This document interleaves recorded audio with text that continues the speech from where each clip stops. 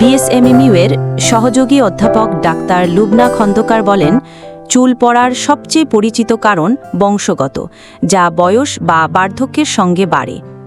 উচ্চ রক্তচাপ, diabetes, arthritis, gout, depression, heart ডিজিজের চিকিৎসায় ব্যবহৃত ওষুধ সেবনেও চুল পড়তে পারে। এছাড়া ক্যান্সারে কেমোথেরাপির মতো কিছু ওষুধের কারণে অস্থায়ীভাবে চুলের ক্ষতি হতে পারে। সন্তান জন্ম দেওয়ার পর বা মেনোপজের সময় হরমোনের প্রভাবে নারীদের চুল পাতলা বা পড়ে যেতে পারে।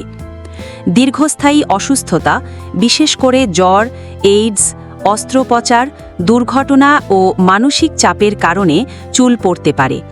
চুলের স্টাইলের কারণে, যেমন চুল সোজা করা বা আয়রনিং করা, চুলে বাহ্যিক রং করা, চুল শক্ত করে দীর্ঘ সময় বেঁধে রাখাও চুল পড়ার কারণ হতে পারে।